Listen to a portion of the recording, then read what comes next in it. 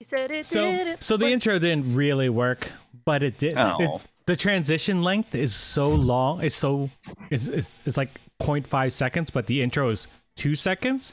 So it took off the beginning of the intro and it just showed the ending. I was just like, I need to fix that later because this is Geeks with Kids and everything's so professional here when we start. Yeah, right? I mean, do we have audio? We do have audio on the stream, so at least we're at that point of goodness. Eric's like, I'll fix it in post. I I am post. We can fix everything. I'm not in fixing post. anything. It's all on the fly.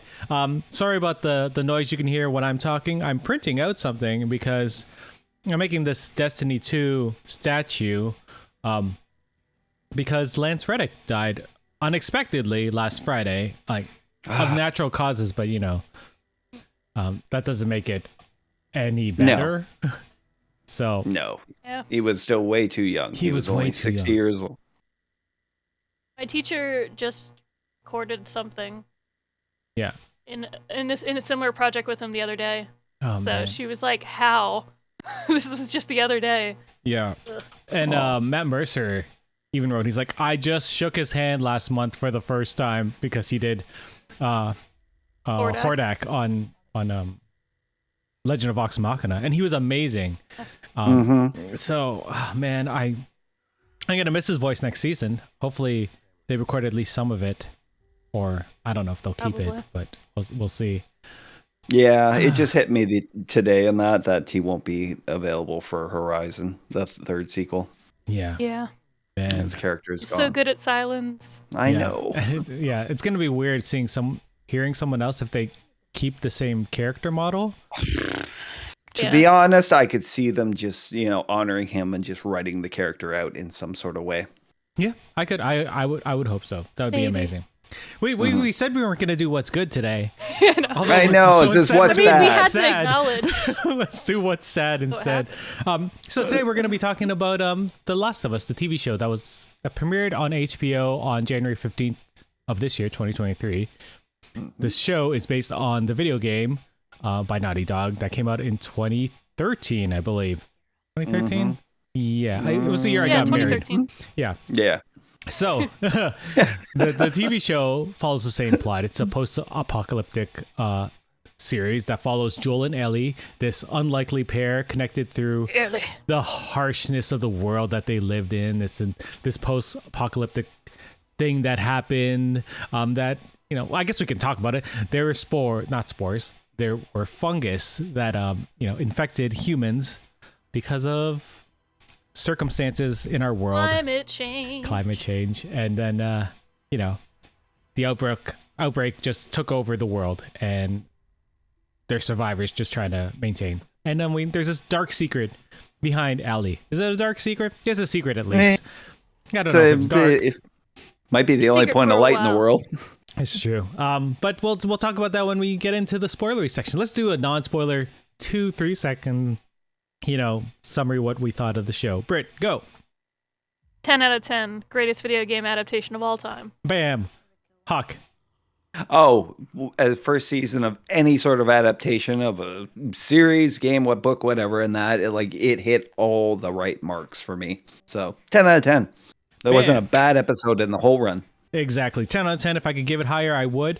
It does things that the video game couldn't. It expanded on so many things that I didn't think I needed, and they made it better. They made it better than my favorite video game, which I don't understand how that's possible.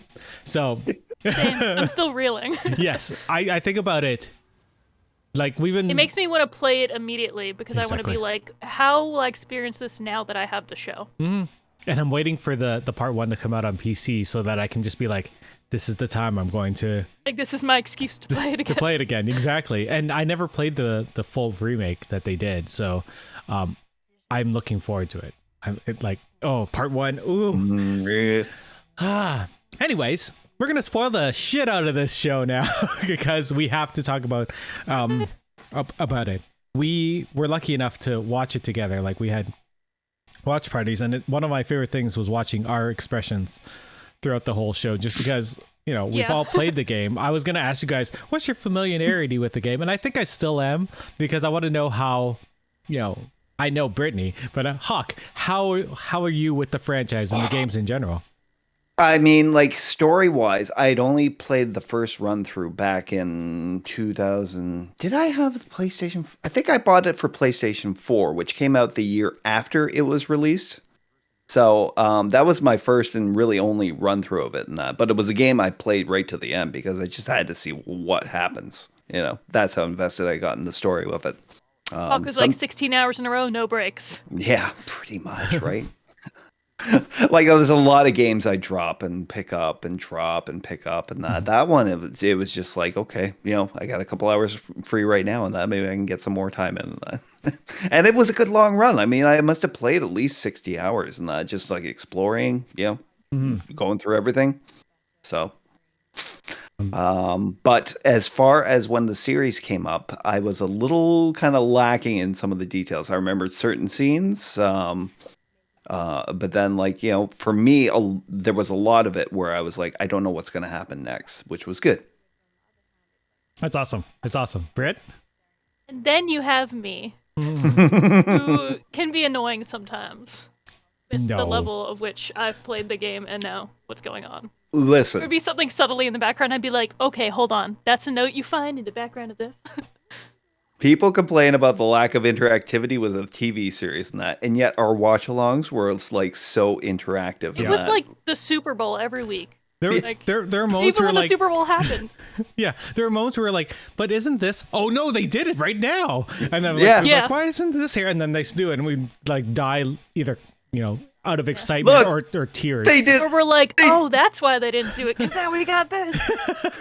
But it was the minutia that you like. I was so impressed with. Look, there's Sarah's bedspread cover, the same pajamas. There's that painting on the hospital wall. The butterflies was the best part, because they were just like, oh, there's that's a photo from the game. That's this, that's that. I'm super surprised by the amount of props they took out of the game and just popped it straight into the TV show. I thought they would have, like the video game. I assumed they would have went to Mortal Kombat 2, and they did. But like I didn't think they'd do like, I thought they would have done like Twilight instead of the posters that they had in that wolf one. Yeah, like the Wolf Among Us or whatever it was. Yeah. So I'm glad that they still kept a lot of the stuff that happened then. But then they also incorporated the real life influences that they were using for the game that they couldn't for licensing purposes. My favorite part was still every time you had a major story moment, or the most iconic scenes that you do remember, no matter how long ago you played them, that they did that mirror thing every single time. And we talked about it like the first episode that happened. As soon as they sat on the couch, I was like, they're in opposite positions. And when the scene happens, and like every time, I mean, even up to Ellie's flashback with Riley, everything was swapped. Like, to very show last that scene of the show, same thing. To show that it was still the same story, but same this story, is but a different take, right? Told through a different lens. A different basically. lens. Oh, that's how I like the way you said that. And that was my favorite part, because it was a perfect compliment. Because sometimes you got a little more in those scenes, sometimes you didn't. It was exactly the same, but it reminded you all the time that this is the same but different. For sure. Personally, like I said, favorite game. I freaked out every episode we watched. I cried every episode, I think. We cried every episode, right, Britt? I'm pretty sure. Yeah, I think every single one. No, wait, one we did. There was one episode I didn't cry. No, I think I cried at the end of that one. I'm trying to remember. I think there was only one where like my eyes welled up, but I didn't fully cry. I think that was 6, right at the end when when he fell I think over. it's 6. No, I think 6 was the only one we didn't cry in. No, I think it was Winter. I almost cried earlier when she was with Joel in the basement. Oh, yeah. But then when she goes ham, absolutely destroying David, and the ending where in the game I'm usually sobbing, I didn't cry that time. I think we welled up, I think I was just though. taking it in. It was more like emotional release at the end of that episode. We'll talk about each individual episode anyway, because this series is set up in 9 episodes, and they sort of break down all the major plot points of the video game into these 9 sections, which is great since the game is 15 to 20 hours, and then like a normal playthrough. Yeah, and then we get 9 hours, but like straight like visual and auditory, like amazing storytelling. The first two is getting Ellie to the State House. The third one is an amazing standalone episode about Bill and Frank. 4 and 5 is Kansas City with Sam and Henry and Kathleen, a new character. Episode 6 is about Tommy. 7 is Left Behind, the DLC. 8 is the David episode, and then 9 is the finale. What do you think about them? How they, broke up the story plot points throughout the whole season, like how they separated it like that. Personally, I loved it. That really, Joel and Ellie as the only really stationary characters in the game were the prime focus, but through the scope of what they did with these episodes and that, they brought in all the characters you meet on this journey, because it's a journey, I wouldn't exactly describe it as a hero's journey for the most part, but it is. Joel kind of does sort of. of. We're gonna get into that. Yeah. Okay. But it was important that such what people would maybe throw away as minor characters in the game were given a lot of screen time in for what they were doing in each episode. And that we got tons of Bill and Frank, and Bill was a major character in the game, but this is where they took a big story divergence in that because they just had the one episode with him in that, and yet spot on. I could not ask for a better divergence, story wise. Kathleen got 2 episodes. She was the newest character, right? So not previously in the game. Yeah, see, things like that I kind of forgotten. And really good job for the 2 episodes she got. Yeah. Even ones we just met briefly, Graham Greene and oh yeah. Oh god. Yeah, the cold opens and everything. Yeah, exactly. The cold opens. Yeah, we didn't even talk about those yet. Oh, we're going to. They were really good. Yeah. Anyways, go. I love the way that each of the episodes kind of were focal points for the characters, because in a way it gave us these vignettes into the characters that you don't get in the game. Yeah. Because you do run into the characters, like you said, depending on where they're at in their journey, and you do have some moments with these people, but I think the way that the show does it, because the game is so focused on Ellie and Joel's POV, because you're playing as them, you only see things that they're seeing and experiencing, because that's for you as a player to literally feel what they're feeling and make the decisions you do at the end. Since the show could be on a larger scale and it's not interactive media, they're able to show points of view of other characters. So having these episodes where Joel and Ellie don't have to be in this scene, they don't have to even be anywhere in episode 3 until the end. And you get to have these rich character moments that tie into just the themes of the show. Thematically, the show complements the game perfectly, because that was their focus. We know Ellie, we know Joel, we know their journey.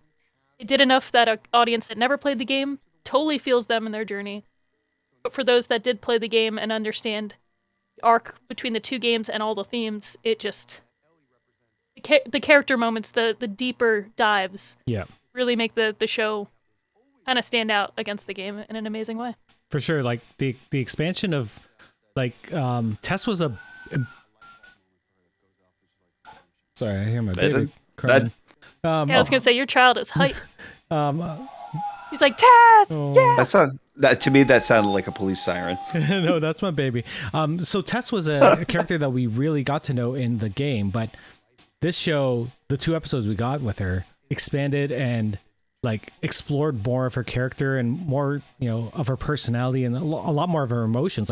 As a video game, like you said, Britt, we're really focused on Joel and Ellie as the main characters, but I feel knowing more about Tess, learning more about Bill and Frank,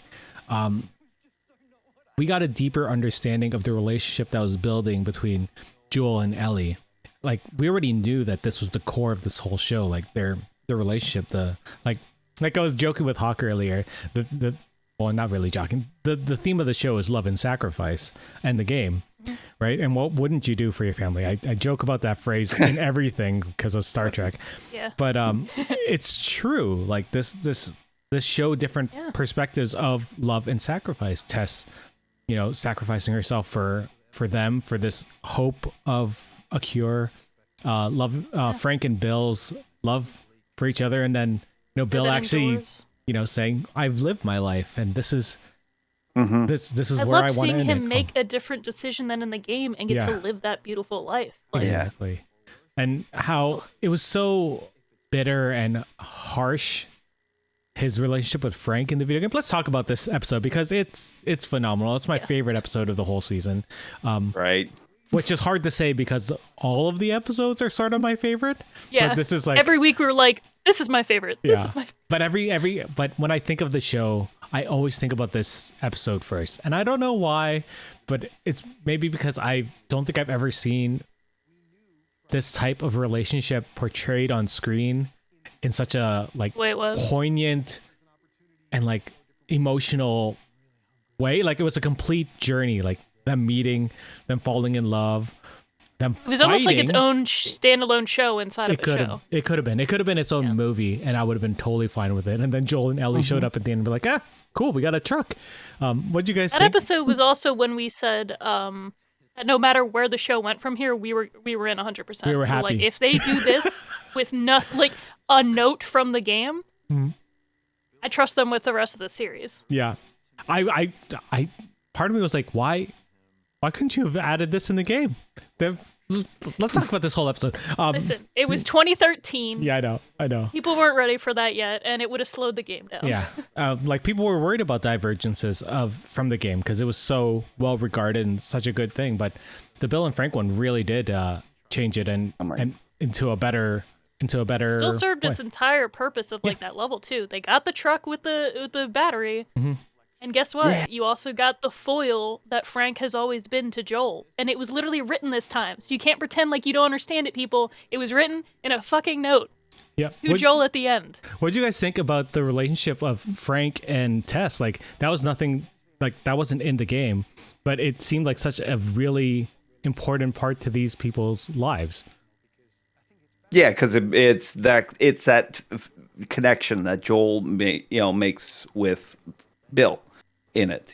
So that's our connection to him is through Tess and that. But really, like this episode to actually just take Bill's story, change it around, because Bill comes off as like just a complete nutball in the original game, and take this as this guy who was a prepper, as they call them, that who lived his life, hating the world and quote hoping the world would die, which it did, and then finding something that he didn't even know, he didn't even really know he wanted, which was love. He didn't know he was He capable found of it. something to live for. Yeah, exactly. And then the world had to die for him to begin living his life. I think that was like the first thing Oh that my struck god, me. I'm gonna cry. Yeah. And that's exactly what it is. And the fact that you take into account that the show changes the time frame of the outbreak to be in 2003 instead of 2013. So the thing is, there are elements of like the LGBT experience that are different based on those two time frames. Like Right. in both cases, same-sex marriage in the U.S. was not completely legalized in all states then, but especially in Boston where they lived, even in 2003 wasn't, and Boston was one of the earlier states to do so. Sorry, Massachusetts, not Boston. Yeah, I was wondering. I was gonna ask you if you knew when that started happening because it was earlier, like I think in the 2000s. But 2003 was like way too early for it. Yeah, so for him, it was never even an option. Even if he did take the time to realize that aspect or that part of himself, if you look at it, I mean, he had all these conservative magazines in his apartment. He was, one of those gun guys. Oh, America! He had the flag, everything like that. So, unfortunately, a lot of those people, they lash out against the LGBT community because they're afraid to understand something different or afraid to see that part of themselves. And we see it in legislation right now. We have 300 plus anti-LGBT bills, specifically anti-trans bills in the U.S. God. And brutal. Republican and conservative politicians all the time are being caught, I don't know, on gay websites. Yep. Oh yeah. Yeah. So Yep. that's interesting. Oh, I still remember the guy from the 2000s and that. Do you remember the infamous foot tapping under the bathroom stall at the airport? And the No. guy was the guy was like a GOP like legislator, and that he led a lot of anti-LGBTQ movements, and tried to get legislation in that. He was arrested in a bathroom airport and that soliciting sex from another man. Yeah, Yeah. that's always the case. I mean, it's with cops too. Yeah, I think John Yeah. Oliver did a piece on this last week about the GOP and this anti-trans thing that seems It's to be like going obsessive, and Yeah. it's like, why are you obsessed? This is very weird. Mhm. And And yeah, they just they're a party of hate. So, yeah. but anyway, to what I was saying about the show, 2003. Who knows where Frank was on the scale? If he knew living like this was an option or not. They both are old enough to have lived through the 80s. Yeah. And we know they make the 80s music the trouble time period when they're using the radio. So Yeah. all of it's really well done. And, you know, people working on the games, there have always been weird creators involved at Naughty Dog and on these games. The reason Ellie looks the way she does in part 2, that's thanks to the lesbians that work there. So you heard it here. I love that after this episode happened and all the people were like, "Oh my god, this show's so woke, blah blah blah." Neil Druckmann went straight to Twitter. It's like, if you didn't realize that this story was about you know, Ellie being gay and like her journey, then you have been playing the wrong game and you've been taking the wrong lessons It's out like, of this haven't you had game. a decade to learn this? Oh my god! Especially part 2. Especially Remember the part trailer 2. for part 2? People are so. Yeah. I can't wait to watch The part 2 E3 with you. trailer was the greatest thing I've ever seen. We'll talk about that when part 2 comes out. When part 2 but comes the out, E3 yeah. trailer. And then watch part 3. Still have that song is my theme song. That's fair. It's a good song. Yeah. It's a good song. All right. So oh my god, this episode is so good. And I still I think that might be the last one I watched with Megan together. And she's like, I need a break emotionally. I was like, that's fair. That's fair. This is a That one made me cry the most, I think, of all episodes. I couldn't talk while we were watching it. I was like, oh god. We were ugly crying. It was ugly cry time. Yeah. It was great. I loved it. Episode I want to 4. see the compilation of all our tears, by the way. Yeah, it's Every still time there. I was like, oh god. It's still there. It's sitting there. I'm like, it's hard to watch it because I'm watching myself. I'm like, oh god, that's what I look like when I'm crying. I don't like that. I'm watching myself watch an episode. But I mean, it is also one of the best examples of like how they approach the series in adapting the game. And that it's like when you're focused on these two, that's all you're focused on in that, and that's as the audience, you know, it's 100% their perspective on the world, or that just surrounds them and is on the outside of them, and what they value and hold important within. Yeah, it's a brilliant, you know, and they it carry was so that. rare to see in a post-apocalyptic show too, because like. You might have nice character moments even in like The Walking Dead or something that happen, but they're fleeting, and you can argue they are in The Last of Us also. You know, like characters die constantly, but like Eric and you both said earlier, that it's about love and sacrifice, and you're so used to sci-fi and more specifically, post-apocalyptic sci-fi. You can tell I haven't slept. As being one of these cases where you always hear the needs of the many outweigh the needs of the few. You know, that's like the sci-fi staple, fucking literally out of Spock's mouth, okay? And The Last of Us turns it on its head.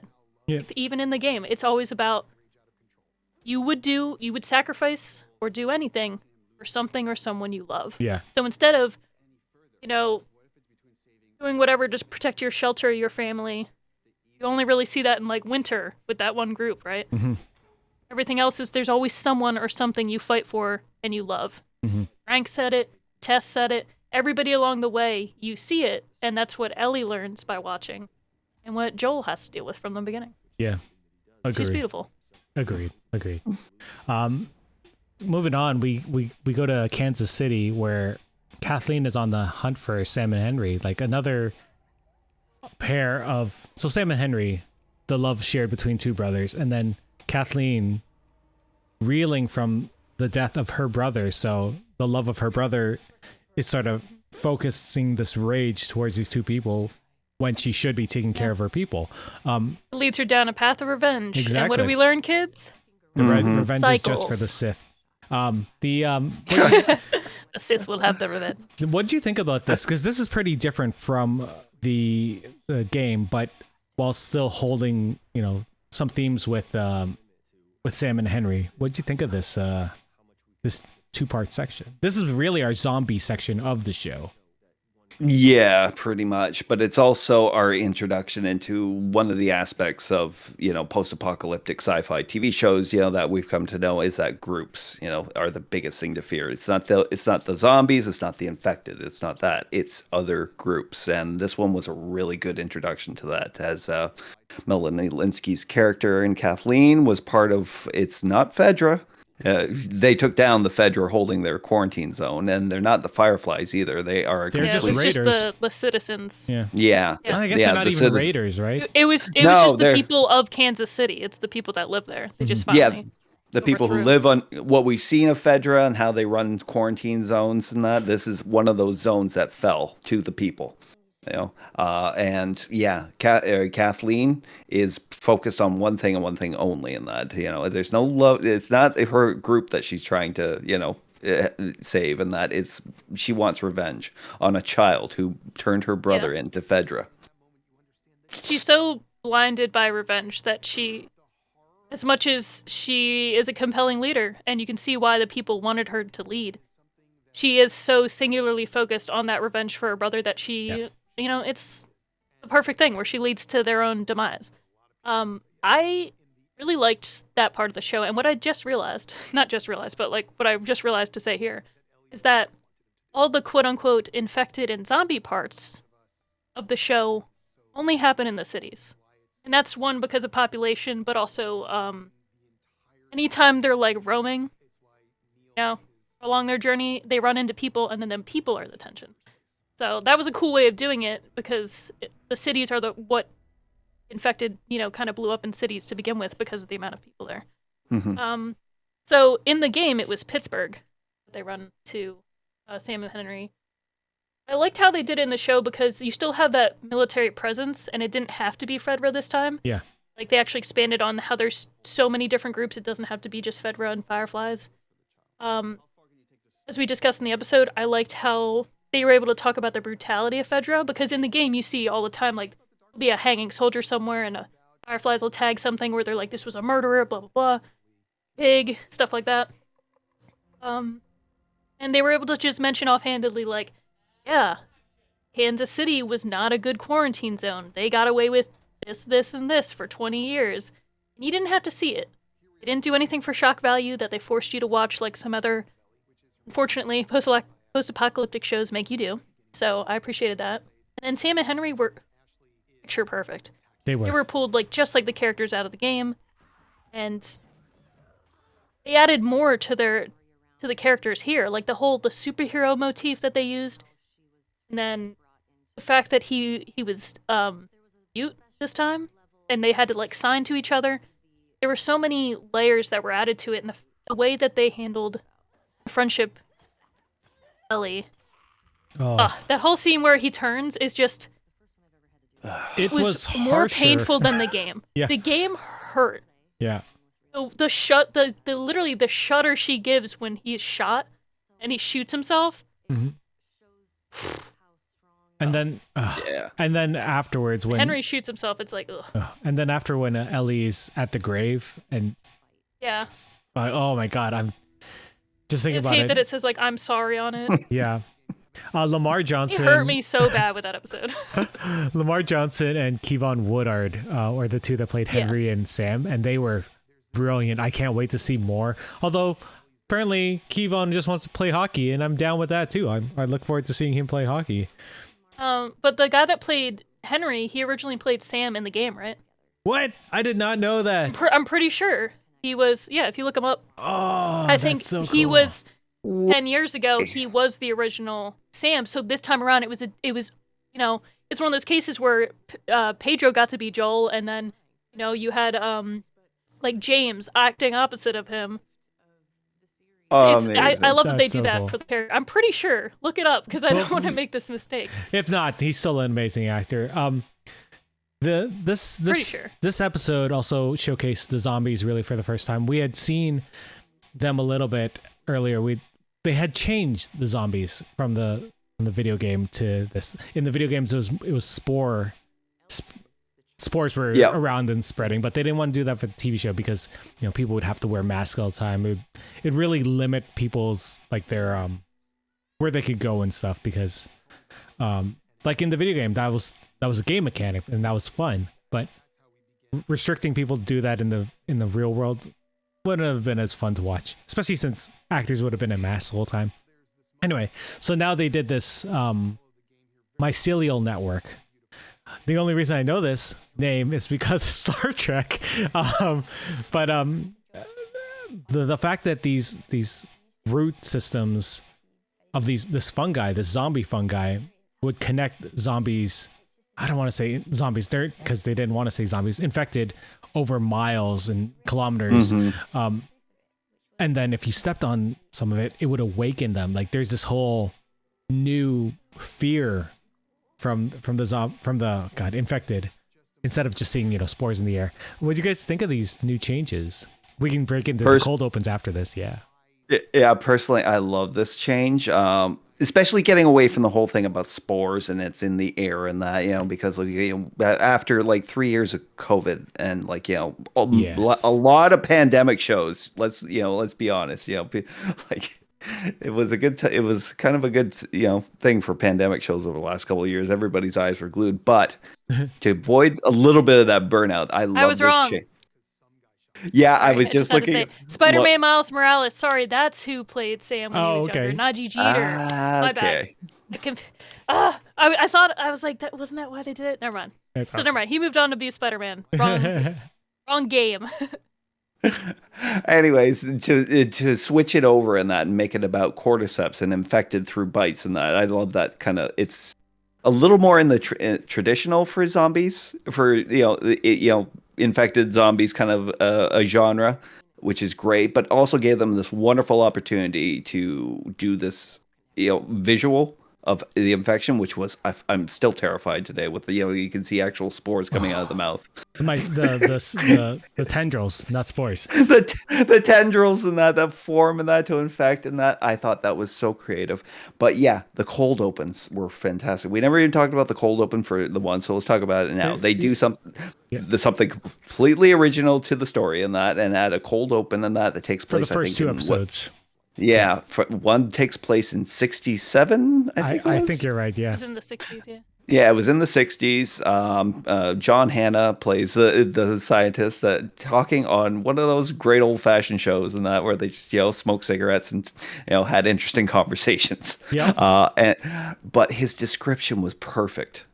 It's like they related it to real life and what happens with that spore that infects the ants, takes control of their bodies, moves and actually guides them back into a nest and that so they can infect more and keep spreading it around.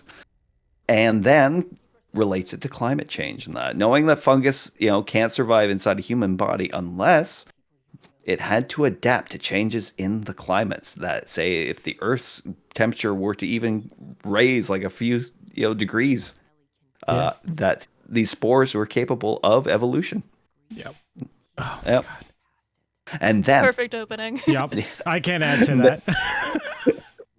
and then to connect it to Jakarta, because that people must have been confused. Second opening was so awesome. Yeah. Right? To go all the way to Jakarta. Okay, so we're getting to see the world and how it reacted and that. And then to later on in the series they can through Joel and actually that happened in 3.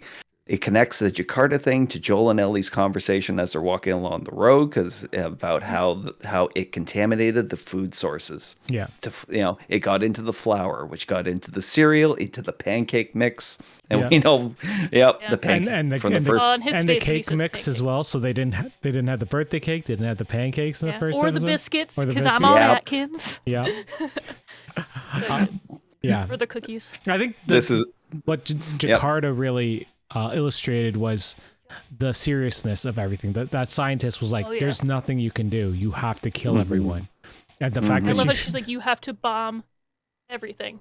The city. Those actors were so amazing in the sequences. She carried that opening. And when she they reported the workers and they had that one body, she was just like, well, is this the only one? And then they're like, no, 13 workers or something crazy have all gone missing. And she was like, who bit this person? And then they're like, well, 13 other people are missing. And she's like, you need to bomb everything. This is already an outbreak. Yeah. Dude, I get oh. chills just thinking about Yeah, it. me too. Oh I have my God. goosebumps right now. It was good. I love that they come across the bombed buildings. Like every time they're in a city, Joel's just like, "Yep," and they never bombed the right buildings, or Yeah. never They- the ones you needed them to bomb. Yeah, they really those cold opens really helped with building the world. And then there were like little things that they talk about, even in episode 3 when they're going over to see Bill and Frank, and they see the downplane. Plane, the yeah. down planes, and then the piles of people Yeah, the bodies. that they had Right. just The lady and her randomly- baby. God damn. Man. People can't get infected if they're dead. Yeah, Yeah. I'd argue that 3 still has that cold open because they have that flashback with Frank in his town, and then the woman, the different people getting loaded up, and then it cuts to Yep. Joel and Ellie, and then they have that talk, and you're like, oh, fuck, that's a cold open. Fair. That is fair. Well, actually, they do You the used to reverse. fly in the air, man. I haven't rewatched episode 3 and that, but did it go like Bill and then to Ellie and Joel as they take that walk No, along? it was them first. So they were. It was the cold them open. first. Yeah, then Yeah. it went Okay. on the Then- the woman, to the body Yeah. of the baby. And Yeah. then, Yeah. then it went Oh to Frank. God. Ugh. I know. Which I hope they continue in season 2/3, because we know that the second game is gonna encompass more than one season.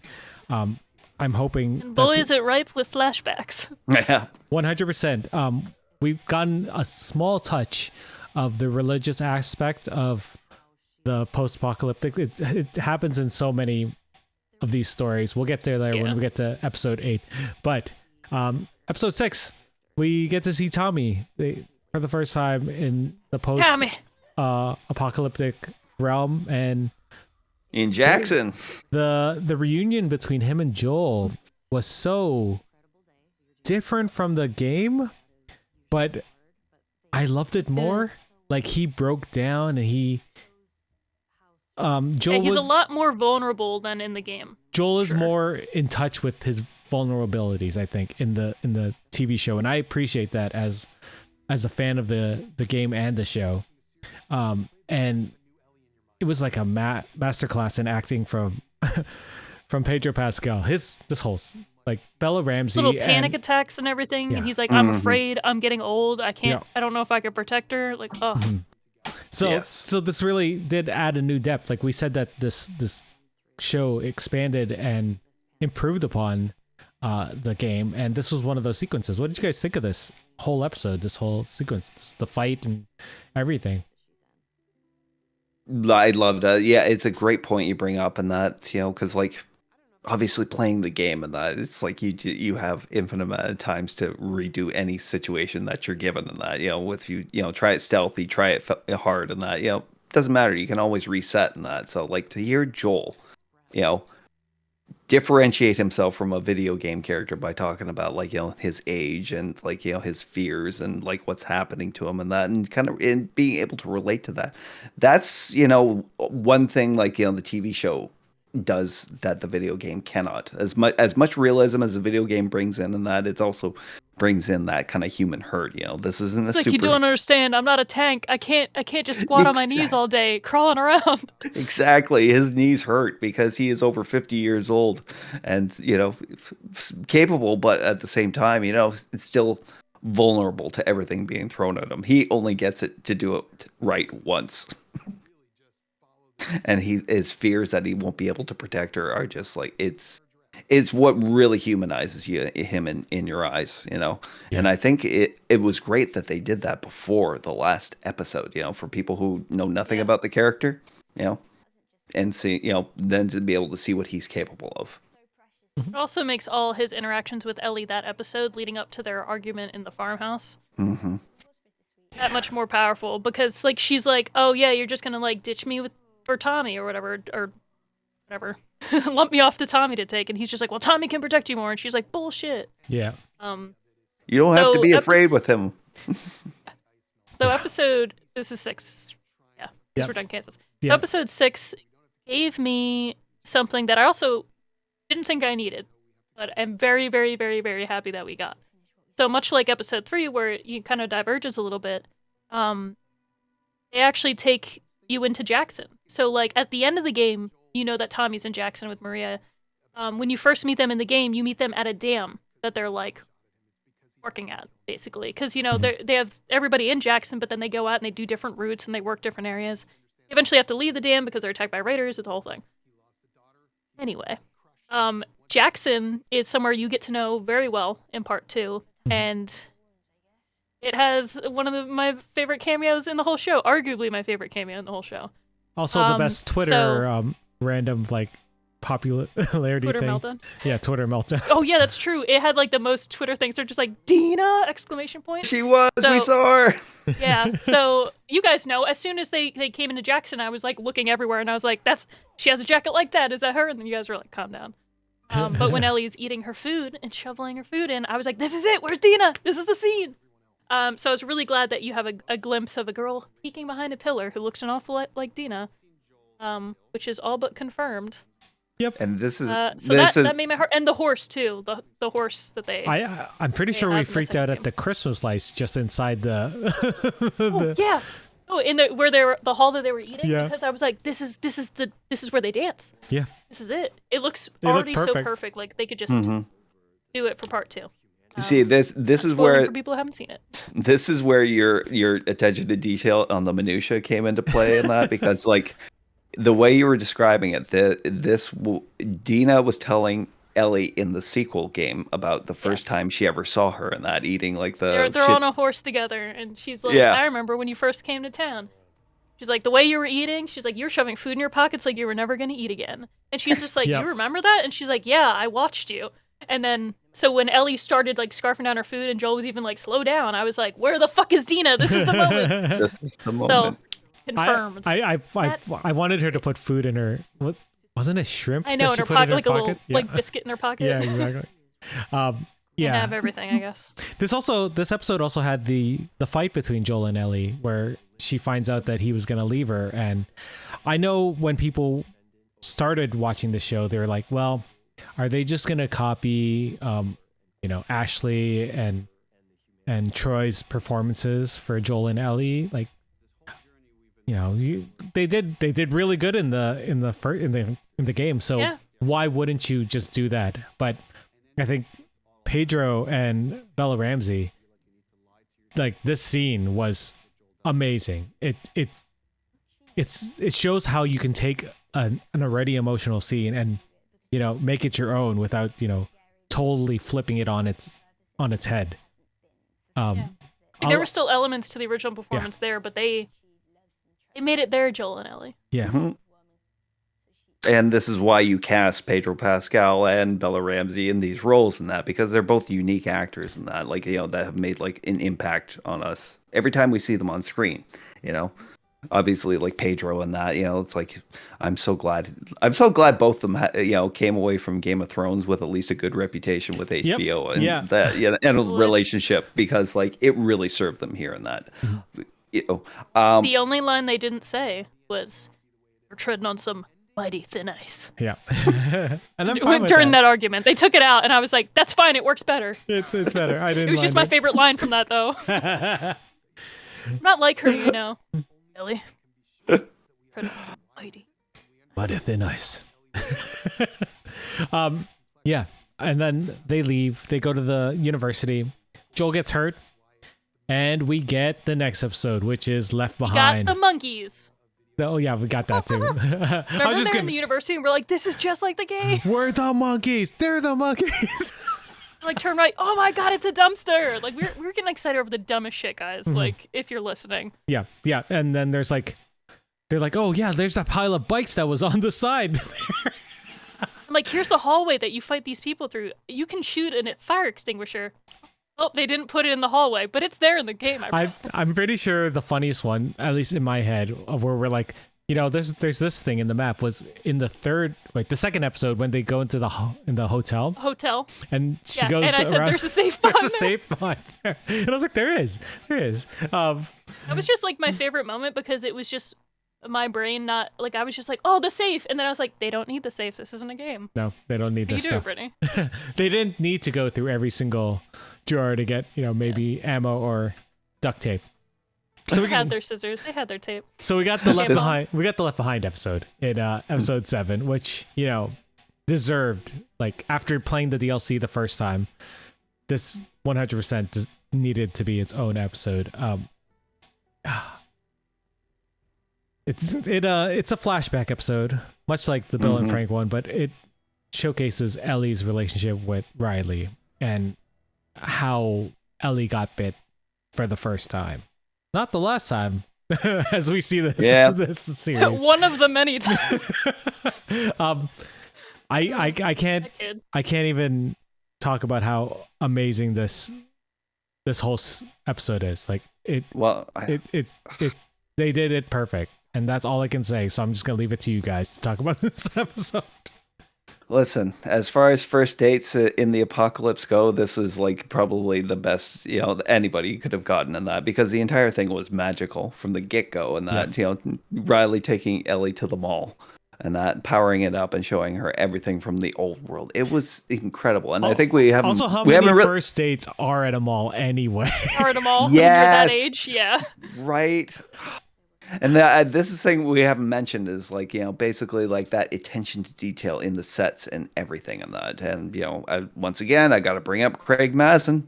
The guy did a fantastic job, as the director of Chernobyl and that. He brought a simulation and this overbearing sense of realism and that to the story and that happened so many years ago. But it was all about the attention to detail. Did you know that they filmed this in an actual mall that was getting demolished? So they were just and that's why they could trash it up. Yeah. Well, the funnest thing about that night was sitting there, and just pointing out, oh, look, this, this, and this in the store. Arcade. And the store windows. Or even the old stores. You're like, oh, remember that store? Yeah. That used to be a thing. The American Girl store, because that's in that part, but it's where you find the keys on the guy's body because he crawled over from the pharmacy. It's great. I was like, I love it. The fact that it was a clicker this time. Or not clicker. Just a regular zone. It wasn't quite stalker yet. Just like an infected. Yeah. The fact that that's the infected that bites them this time, and it's just like, damn, in the game, in the future, in that store, there's a key in your pocket that I really need. Or a code or something like that. Just layers, I loved how they hurt me immediately by using Take On Me. Which did not need to be in that episode, but they knew they were doing because it comes up later in the next game. It becomes a cyclical thing that loves to hurt us, and 80s means trouble, especially for the gays. God damn, I love that. I love the people that made this show. But yeah, it was like, I think that whole episode, I was like, wow, this is like, it looks, her room even. Her room they used to share together, straight from the game. They even added elements of Ellie that you didn't really know yet in the show, like stuff about her loving space and all this other, or no, you just learned it the previous episode. It was beautiful, but the actual was like, I felt like I was back in the game. Sure, they didn't get to, throw a brick through the windshield of a car and yell, "Brick fucking master." They didn't get to have their water gun fight, but I'll take it because they kept the Halloween store, which Halloween's for the queers anyway, kids. And they had all those moments, and the fact that this time they got to ride the little carousel together. Oh my god. So pretty. Breaks before Riley gets on in the game. Damn it. Yeah. They took the picture booth together. The moment in front of the Victoria's Secret store, they just hit on a lot more of the queer experience. It took a little longer because in the game, it's a DLC, but it's interspliced with her flashbacks plus her trying to find medicine for Joel in a mall, and that's what reminds her of the mall. So there's a lot of action stuff. So you only get little snippets of their story. Holy crap! Did they not need a huge action set piece at the end? It hurt just as bad having one infected in that whole fucking mall come to life and bite them. Yeah. It shows the danger of just the infected, even just this regular one. And they played the Cure song on the carousel, and now that fucks me up too. Yep. Because I was like, I love that song, and now it hurts. Show me how. This episode, I think even as it was playing, I was like, oh god, this song. This episode also expanded a little bit more about Ellie's, upbringing in Fedra. I almost said Hydra. We get this. We get some kind of the same. We get some sequences of her in the school, doing PA, physical activity, PA, and then talking to Captain Kwong, played by Terry Chen, and even throughout the story, there's some she seemed really poised to be part of Fedra. Like she seemed like she was going she was along being, with like, the groomed for, programming, basically. and still some of the things that she She even believes. got She's in like, a fight with a girl with Dutch braids. yep, Foreshadowing. yeah, yeah. I thought that was an amazing addition and like a good expansion to Ellie's story. Like it also shows like how willing she is to fight for, I guess, hope, because as or Captain Kwong said, Fedra's there to to bring hope to people, like to help people. That's what they're there for, and she sort of believes it. And later on, when she's with the Fireflies, she realizes that if there's something to fight for, it's this cure, or at least that's what she thinks at the time. Well, I mean, we'll find out in what she fights for in the second season. You think she has Riley's dog tag, even though they didn't show in the show once? A Firefly dog tag? I don't That was understand the how they only didn't thing do they that. didn't show. That is our one qualm. Our one qualm. The whole entire show, 10 out of 10. But where the fuck? You collect so many, got it, 180 dog tags or something in that game? Yep. You don't have one? Maybe she pulls out her backpack and it says Riley on the back? Bro. We'll see it in a second. I wonder if they It'll be her address little that. knickknacks. I bet it shows up in season 2, but I think that part of her life was something she really compartmentalized in that, especially with Riley Yeah, and she how. didn't want to share it. No, she didn't want to share it with the rest of the world, so she wouldn't openly wear it around her neck and that, because like really, that whole thing, like it's. If Joel's turning point, it was basically the death of his daughter and how he couldn't save her. This was Ellie's turning point. Was basically like her world was kind of set on this one path, and then this happens. And I mean, like at this point, she didn't even know she was immune, and gets bit with her girlfriend, both together, and they thought, it's like let's just let go mad together. Yeah. Like Shakespeare. Yeah. It's tragic. I feel like the time we'll see a Firefly dog tag is next season. We'll see Marlene's dog tag. Yeah, probably. Joel have it. When I was gonna say when events occur. And, and that too. people go to the hospital, maybe. Oh God.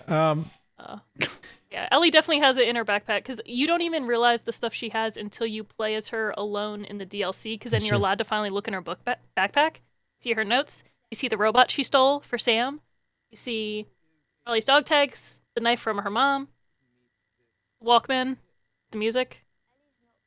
The pun books? Pun books, yes. No pun I'm trying to intended. think. I'm literally going through it. Yeah, you see, it's cool. Oh, the note from her mom! The note from Anna! Yep. We'll get to Ashley Anna. Johnson kept in her goddamn pocket. She is brilliant. 2 episodes. I remember when I read it, because you only read it in the DLC, and I flipped it over and I was like bawling. Well, Mom!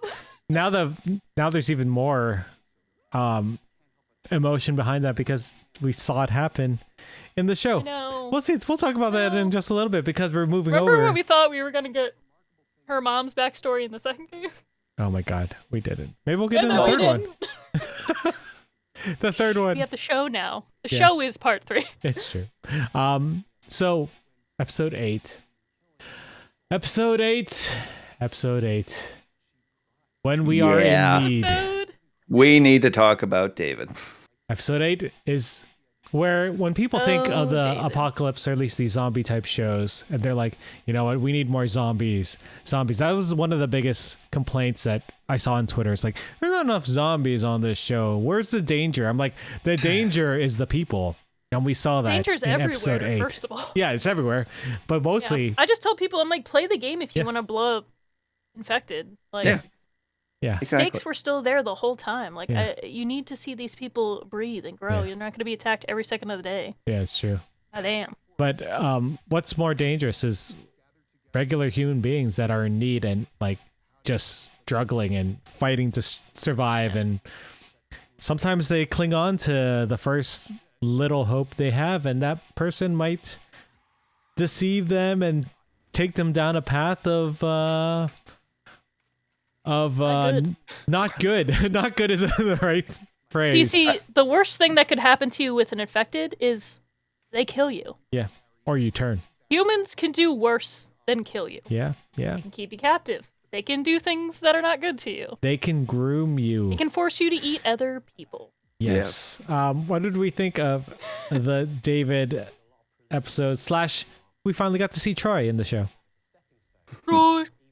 This was like the most uncomfortable I've ever been, like in the series. Watching You with were everybody. squirming in You your were chair so- that episode. you were so- I hate him. could You're just like, oh, fuck see this it because guy. I just I didn't remember a whole lot about it, and that is one of the my vagaries in the story from the original and that. So yeah, I knew like about the cannibal community and that, but getting that bird's eye view into David and the world that he created and was trying to hold on to, it was just gross. The only thing that came to my mind was like, this is what it was like in the last days of Jonestown, or the Branch Davidian colony. These people clinging to life and that, and looking to like the only one who seems to be projecting any sort of like confidence or plan and that. Even though all of it was nonsense and bullshit, and let's just say it. He was just holding on to like he was grooming those kids. He was a predator in so many different ways. Was. A lot of different ways. He used religion to mask it, and it was just like, which is so hard. Which is why I'm squirming here trying to talk about it and that. But yes, it's like David is a monster in that, worse than any infected. I mean, we learned in The Walking Dead and that, it's the same thing in that. The dead are not the thing to be feared the most in that. It was other groups, it was other people and that, people who would take from you whatever they could and that in order to survive just another day. And when we meet David and his following and that, this is what's happening in that. They are running out of food. And we see David and that has already decided to make the most monstrous decision in that. And I don't know how far we are into it in that. Like, I don't know how many bodies are actually, have It's wound been up a on. number. They know. yeah. I was going to say, supposedly, it was the first time, but there were quite a few bodies hanging up in there when Joel comes through, remember? Yeah. It's like a There are at least butcher 3. area, and he was like, oh. And how about that little moment when they come through and that? It's like, I believe, like, everybody kind of knew the jig was up when they came in and that. With the deer? With the deer the and front that. door? Yeah, and they'd already been eating meat. They didn't know where they came from. Yeah. And it's almost like it's like But only that the people working right under him knew. Yeah. The general public, they just knew food was running low, so they're like, "Oh, good, we got a deer." Yeah. So they're like, But "Oh, I think cool, they we didn't run knew. out." I think they knew. But one lady knew. The girl and stuff, like, she didn't know she was eating her own dad, That's and that was true. the sick part. Yeah. I don't think the I kids think would have certain- realized. I think, Yeah, the people that were directly under him all knew, and especially the woman, because she was in the kitchen, and she was like, "What is this?" And he's like, "Eat." And she was like, I think he said venison. She was like, "Yeah, something like that, sure." venison, whatever." And then she was just like, "Weird, because they didn't get a deer, but okay." Yeah. Yeah. It's almost like that thing. It's a lie agreed upon. That Yeah. Do you remember at the end of the Wire arc and that, when he's talking to that one lieutenant and they're like, if it's a lie, then we fight on that lie. Yep. And this is what these people are doing. They are fighting for their next day of survival upon a lie that they may be aware of, that probably are, but they'll accept it anyways. Yeah. Yeah. The religious element was such a cool way to enhance like David's sinisterness and everything that he comes from. Because the thing is, in Winter, in the game, once again, it's like a group of men that are raiders. They don't have women and children. They say that to Ellie to be like, "Oh, well, like we can help you guys out. We got," and he makes a point to say like, "We got women and children and stuff like that." And it's like, if someone has to tell you that, they are lying to make you feel safe. You know what I mean? So, it was such an interesting thing to show when actually it did show the town, and it's like, oh, this actually is a town of people. There are women and children there, and then they add that element of him for sure, where in the game it was a little like, Vague. it's creepy. It's implied he's a little groomy here, and a little creepy, even though Nolan North is like, I didn't want to play it like that. It's like, you knew what you're doing, little pieces, Ellie. Ew. Yeah, man, when they went full with it with the show, like making that girl eat her dad, the fact that he was already like sitting at the table with her, fucking groomer, and nobody around him had the balls to step up. And she was Only slapping him James was the one around? who seemed like he was like, this is not okay. Yeah. Like, Oh, because you already have that level of like this all happens to Ellie in winter without Joel, because she's already a girl alone in a post-apocalyptic scenario without the person who's been protecting her. So you already have that aspect that's scary. But then on top of that, she's also a queer girl, and a lot of queer kids have religious trauma. She didn't Yep. grow up around religion, so like it's another added element on top of that where like they just know everything they're doing. They made him creepy on a level where like I fucking hate David. I love killing David. At the end of that part, everybody does. You're just like fucking go ape shit, girl. But whew, But when she did it on the show, it's like, yes, Oh, go off, girl. when she breaks Good. his finger, that seems like one of my favorite parts of the game too. But the way she does in the show, she's more fucking feral than Ashley Johnson did Yep. it, and I was like, That this Ow. was that was the scene where I was like, I cannot wait for the second season. yeah. Like, I cannot wait for part 2 when she just fucking Right, just The fact that he has those added lines where he's talking about his heart full of violence, and he's like, "You have a violent heart too," setting her up for part 2. Lord, their fucking dialogue in the show it's so so good. good. Everything they added enhanced. They didn't add anything unnecessary. And even when people were like, "Oh, Ellie's cursing too much in the beginning," I was just like, "This is the kid That's what that she the entire does. game would yell motherfucker when she would stab things. She'd be like, motherfucker! Like, you're Yep. fine. Yep. Yep. And you gotta stab her Yep. very fist in the neck sometimes, or, like, leave him Yeah, 80 times. I agree. this was my favorite episode for Bella Ramsey in that, because not only with the world building they did and like how well they did it, and they must have researched the shit out of this, and that as far as like psychological trauma and abuse and that, trying to get the Naughty dialogue Dog did and a the tone lot of right. work. Yeah, They but kept saying on the show, they're like, honestly, Naughty Dog already did 90% of it. We just had to enhance it. yeah. But what it did for Ellie and for Bella Ramsey playing Ellie in that was show like how this this woman is a breed apart, and that someone born into this world and born for this world, right? Yeah. Man. The look, About you, Eric. the look in her eye, and behind those bars, the look on her eye, and that tell them Ellie was the one who broke your Your fucking fucking finger. finger! I love that. God, I love this show so much. Was that you said, Ellie? Yeah. Tiny piece. Closes the door. I think I really enjoyed that Joel wasn't in there at the end of this episode. Like he That does make it very different. he comes in at the end. We get to hear him say the baby girl fully, and the look on Bella Ramsey's face at the end, like just the shock and the trauma that she's currently experiencing. Like it was amazing. And then that continues on to the last episode, Look for the Light. First episode called When You're Lost in the Darkness. Last episode called Look for the Light.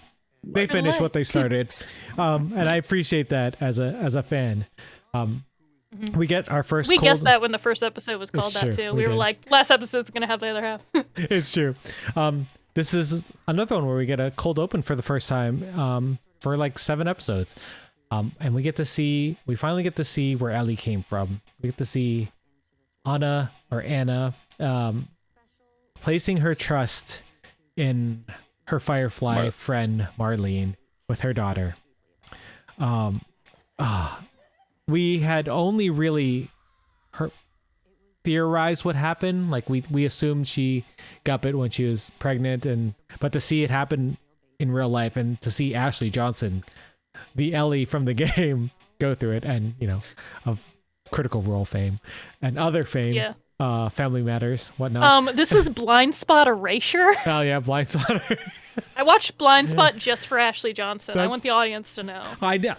I'll check it out one day. I love when she has the Critical Role mug in one of the episodes, and she's like, "I actually play a gnome cleric," and you're like, You do. "Deep cut." What did you guys think of this cold open? Oh, it's so good. I actually rewatched this before we got on and it. Just to hurt more, Hawk? Just to hurt more? Yeah. Just a little bit more, but like her performance was just fantastic, and that it's just in survival mode with a baby on the way, and it infected on her ass, and that and that's that little scene where her water breaks right on the steps and that, and she's like with her hand and that, and she's trying to turn She's the like- doorknob. She played the shit out of it, and it's like I'm glad she was included in the series, and that it was so fitting, the one who brought Ellie to the video game world, not like over 10 years ago. Was the one who in the show brings Ellie into the world. It's so poetic.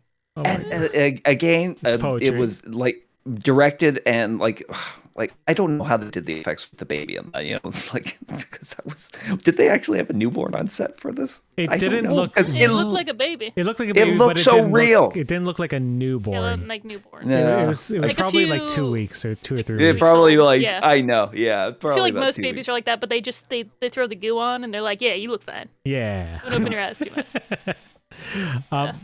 Yeah, I agree. Britt? So good. Ashley Johnson could play a pencil on the fucking ground, and she will give you the most earth-shattering performance of your entire whatever it is. I agree. And I'm still someone who stands by the fact that her performance in Part 2 might be one of the greatest video game performances of all time. Like, I screenshot moments of that game just for her acting. Mm-hmm. Like, where I was like, I want to remember this moment for later, because, like, I had such a visceral reaction to her scenes. And Laura Bailey kills it, too. Yes. Her role, which I will not mention for people who haven't played the game. Oof. But, and I'm fine with her having one, because she deserved it. She got a lot of harassment for playing that part. Yep. And she did an incredible job as well. Okay, I can't say it because I'm going to spoil it. Yeah, we'll talk about it next season. Stay focused. That being said, you guys know I love Ashley Johnson. She's one of my favorite actors and voice actors ever. Last of Us is my favorite game. I'm literally pursuing voice acting because I'm like, The Last of Us is one of the greatest things ever made, etc. We talk about all of our classes. Ashley Johnson really is the key that got you down this road, isn't it? Basically. Because the thing is, like, I'd always grown up liking voice acting. I don't want to do the whole thing. You guys know. Throughout my whole life, I've been interested in voice acting, had an ear for it, for different things.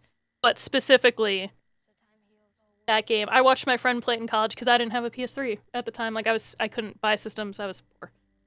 But I watched him during our summer job play this, and he's like, Brittany, you'd love this game. You'd love this character. She's awesome. So I'm watching, and I was like, yeah, I like this kid, Ellie, Joel. Never got to see the end of the game. What? So I didn't get to play it in 2013. That's the thing. I watched my friend do it, but then we had different shifts. I never got to see the ending. So then I got myself a PS4 when I graduated college, and I fucking played that shit. And I was like, this is the greatest thing ever. And it became my whole life. So anyway, yes, Ashley Johnson has single-handedly raised a whole generation of voice actors that are like, wow, games are allowed to be this cinematic? I want to do this. So thank you, Ashley. Even though you'll never probably hear this. Let's just send it straight to her. Yeah, right. But anyway, that opening, you guys know, you were watching it with me, and I was bawling the whole opening. Mm-hmm. I even said, I was like, on Twitter, I was like yelling about whatever, because I was doing it like every 2 seconds, but I was like, we haven't even reached the credits, and I'm bawling. And then the credits ended, and I'm still bawling. The whole episode, I don't think I stopped crying. Well, I think so amazing. That intro also made me feel even more for Marlene. Like, I already felt bad for Marlene for what eventually happens at the end of this episode, but to see nobody that likes killing Marlene. To see her pick up this baby Ellie, to hear Anna say, protect my child, and then for her to have to kill her best friend. Yeah. Man. Especially when for half a second you're like, is she not gonna kill her? Yeah. But then she grabs the gun, she turns around, you're like, good. You are a good fucking person, Marlene. Yep. I'm so sorry for what's gonna happen. Yeah. Yeah. And you can we'll talk about it anyway. This episode is the Fireflies getting Joel and Ellie there. Joel and Ellie get to the Fireflies and they prep Ellie for surgery to hopefully create this cure for the fungus. And to do that, because the fungus grows in the brain, they'd have to remove parts of her brain and she wouldn't survive. And when Joel figures this out, he goes on this beautiful rampage in the show. I'm pretty sure we said that there too, that it was the most beautiful killing spree we've ever seen. And ends up, killing the doctor and taking Ellie and leaving. But while they escape, Marlene tries to stop them, and he kills Marlene. Mm-hmm. This episode, this was the part of the show, of the game, where it's where you find out that you might not necessarily be playing a good person when you're playing the game. And you're playing because you'd assume, you do the thing for the greater good. Like Brittany said earlier, that's what you conditioned in. Like people always do the thing, Not me. especially in video games. They told me that shit in the game, and I was like, okay, you all have to die. Yeah. As soon as it happened, I was like, okay, well, I'm gonna kill all these people. Anyway. It is a gut punch when they're like, yeah, we already prepped for surgery, and he's like, can I see her? And they're like, no. Yeah. So they take her unconscious in the game, and then also in the show, they knock you out.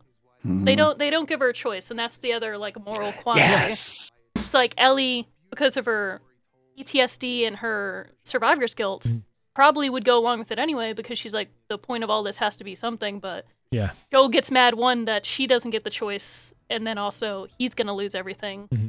He doesn't even get to say bye to her or whatever. Oh, that fucked. And I was like, I don't even get to say bye to Ellie before you do this. I was like, nah, you all have to die. Yeah, the big issue with me was the uninformed choice. Like even in the game, like a lot of our medical system up here in Canada is when you go to a medical professional, you can do things if you want to, but they have to give you the choice, like of multiple things, consent, right? and you have to give that consent. They can, sort of sway you towards one, but they have to at least tell you that it's your choice because they're giving you all these options. They're not just gonna be like, and if the cure is an option, and her living another day or two doesn't affect when it, the end of it doesn't really affect when it's being produced. Mm-hmm. It's just the fact that they're like, we're doing this now because we have this opportunity. And it's like, no, you could have given them a few days to like say goodbye, mourn this loss, say bye, but no. They don't care because they weren't a part of the journey. They're like, she was just cargo, right? And Joel was like, the fuck did you say? And that was I wonder, episode 1 Joel. And what like Joel had just been knocked out. He's probably suffering from a little bit of a concussion, so he's probably not even thinking straight in that point. No. So he was night and day. He knows. I'm sorry. He was thinking completely straight in that, and this is a point I wanted to make in that because I've been thinking about this for a while. For sure, he was. You know how we think like part 2 is definitely about vengeance and that, and it's like we don't necessarily associate that with the first game and that, but really we see the theme of vengeance come up here and that, and this was the breaking point for Joel. Mm-hmm. This we saw what happened in episode 1. The world had changed and it stole his daughter away from him, and he was powerless to do anything about it. I don't know if it's all just vengeance. It's a lot of trauma it's not just induced. Oh no, it's all love, and we will discuss it later. Yeah, it's what love will drive you to do.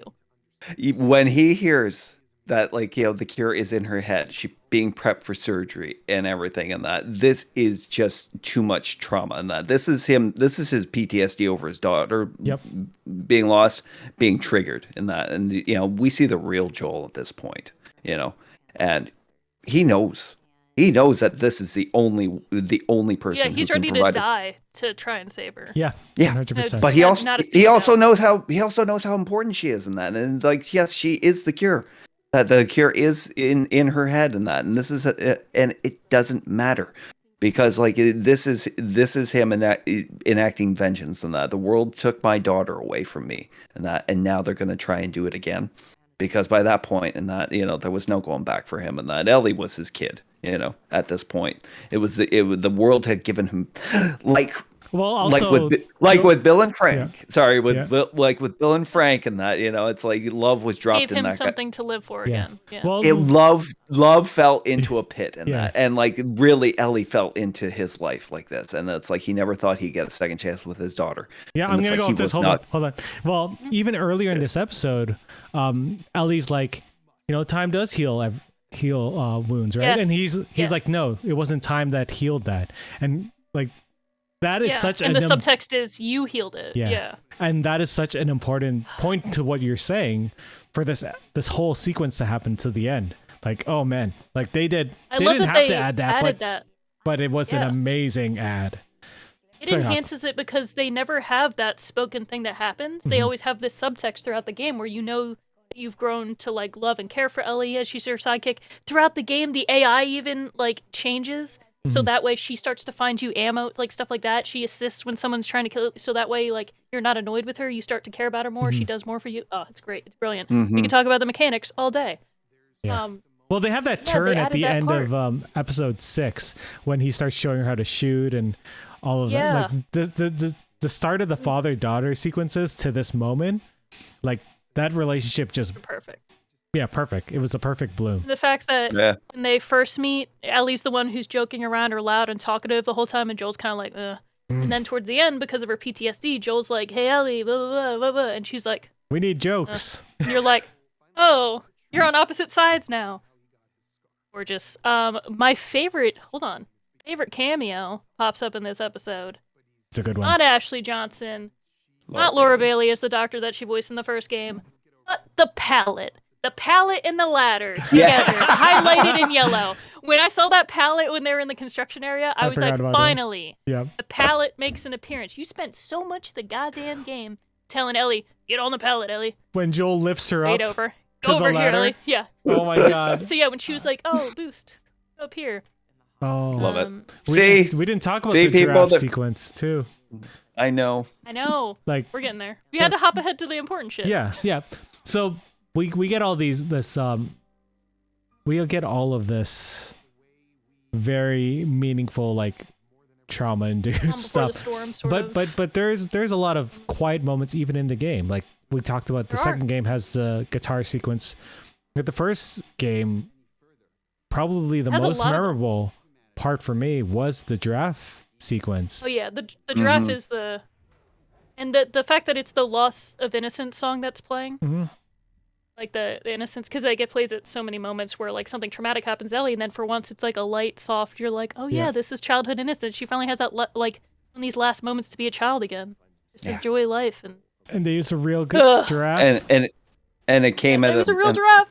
and it came at the perfect point for her. Yeah. And that because like Yeah. you know because he was still traumatized with what happened and that, but she was keeping it back from Joel, and it's like yeah, you know Yeah, she wasn't. sure. you- On the She stream, doesn't have a way to- the video Yeah. playing behind is Oh god, Joel the hospital picking scene. up is the hospital scene. Joel's picking Yeah. up Ellie. Ugh. I the calm before the storm, like this whole giraffe sequence was perfectly like pitch perfect. It hit all the emotional beats that you needed to get. They had this sense of coming together, and you know things are healing. This is the time when you know things might be better. I can't imagine people who've never well, played the game like I know. getting to this Because point the thing and is, then even getting in the to that game, you're ending. excited. You're like, oh, is this the end of the game? We're finally gonna walk in the hospital. Everything's gonna be hunky dory. Yeah. And then And- shit happens. And then guys. Marlene comes in the way. Well, and then you fall into water, and Ellie almost Yeah. drowns. Oh, And then yeah, 'cause she Ellie can- kind of drowns. A soldier butts you in the head, and you go, wait, resuscitate her first. And Yeah. then you wake up in a hospital. Yeah. So we get that sequence where he kills the doctor. He gets Ellie, and then we get the confrontation between Marlene and Joel as he puts Ellie in the back of the truck. Such a good part. They didn't have to expand it, but they did, and they did it with some flashbacks of them driving, and Did they expand it? not I not thought that was really. exactly it, like the it was game. pretty much the same, but I think the way they shot it and the way that Joel was remembering it as he was talking to Ellie, I think it was a little bit different, and it just felt a little more. Oh, like because in the truck he remembers what happened. Yeah, I think it was a little more painful for me to see as he was Okay. talking I to. feel like it happens the same way. I but think might it's be very lying. similar, but I don't know. I don't know. I feel I got a different.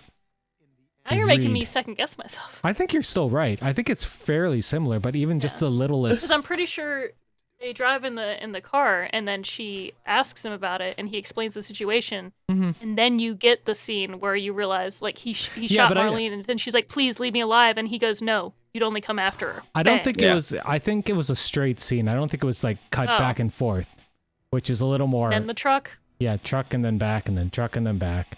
I like seeing Ellie sort of, in the back, just sort of questioning everything, Yeah, she did that really well. and then as they walk towards Jackson, we get the famous last speech about whether everything is real that he told her. I know. I don't even know. Yeah. I mean, it's a great way to end off the series and that because it sets up that future tension, like between Joel and Ellie, that's going to go into the second season, that went into the second game. The lie. It's like Okay, I just pulled it up to rewatch it, and it's the same. Is it? So exactly the same. So Joel comes down in the elevator, Marlene confronts him, and then it cuts to the truck of him driving away. And at first you think, oh, he must have actually let her take Ellie, and then you see in the back seat Ellie's there, and then he explains the situation. And then it cuts to him, Marlene begging for her life because he shot her, and then he's like, no, he'd only come after her. Yeah. See, this is what I was saying, like with his performance and that, like it's amazing though. We meet the real Joel in that sequence. The character Joel, because like I don't know if his heart rate ever even went up at all in that during that whole thing. Like as I said, I was rewatching it. I didn't even realize like the body count they actually showed in the TV series, was enormous. Yeah, I think there was at least 15 dead by the time he was done. But like his facial expression never changed a bit, and and in that final confrontation with Marlene and that, like he was never more sure of anything in his life. Yeah. At that point, I think that's mostly what it was. It was his acting that killed that scene. I was gonna say Pedro. It's the look in his eyes. Yeah, because in the game, he could only capture so much to begin with of Troy's performance, but also because of the vulnerability that Pedro has as Joel, and he's allowed it. Because Troy received different direction when he did the game. He was supposed to play Joel that sort of tank way, like he shows a little bit of vulnerability to Ellie, but overall, you have to believe this man can fucking like destroy a town full of shit and like walk out of it unscathed, But it's definitely his eyes when he's holding her at the end, and like Marlene holds up the gun. He has that like glossy, like he's almost gonna cry look that you just don't get from Joel, because in the end Joel's just like, dang. But there's also like a hardness behind that, the glossy-eyed. Yeah, there's a steel there where he's just like, you have the PTSD recognition of like, I'm in a position where this is happening again, but then he's just like, you're leaving me no choice. And this is where the video game and the live action differs, right? You can only get so much from a digital actor, and having these amazing actors as brilliant as until they do remakes where it enhances the facial features to match the performance more. But it's also the fact that things translate different on different media. Yeah, so, of course. For a TV show, they're like, let's play this aspect up a little more. I like it. Either way, the ending's amazing, and the fact that I'm really glad they kept the ending, because they could have done something different, but at the same time, I think then it really would have been like a 50-50 for people, because they would have been like, why don't you just keep the game ending? It's like, game ending was so good, because you didn't know if you were ever going to get another game. That was just the end of the story. Till they announced a second game, you were like, this... I thought it was perfect the way it was. I was like, that was a perfect ending. It is so ambiguous and open, and it's up to your... everything you went through with the two characters, what you think Ellie believes at this moment. Does she believe him or not? Blah, blah, blah. Then you find out in the second game for sure. I don't know. The ending of the game, if they had changed that in any way in that, like, I would have like poo-pooed on it and that, but because even after a 10-year gap and with everything I forgot about the first game, I will never ever forget the ending to that game. I could not believe how bleak it was and like what a choice he made.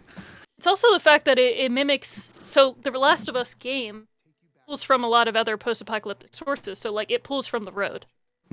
Like, quite literally, like, almost the same sort of moment where it's that, like, okay, that bleak okay. But it makes it work for this story in this game, so... I don't know, I just love it, because it pays homage to so many other things. Even the book titles... Why Did the Chicken Cross the Road book that you find in the game, and it's like whatever McCormick who wrote The Road. Yeah. It's like a reference to that as well. Like there's little things in the game that obviously they can't put in the TV show because they're like, I'm not paying all these IPs and Easter eggs and references, but I will tell people, if you love the show and you like playing video games, or you would like to play a video game with a good story, then go play the game. You can even play it on easy mode if you're not into like fighting zombies. But you should play it on grounded. I'm just saying, be prepared. You got to work their way up. Be Road prepared for generators. Cormac McCarthy, by the way. Yeah, Cormac McCarthy, that was it. We can't talk about the show without talking about the music. About everything. Yes, the music.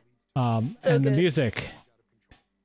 Man, they did the smartest thing in bringing back Gustavo to to do the music, at least in conjunction with I think they had an actual composer as well. Like a composer.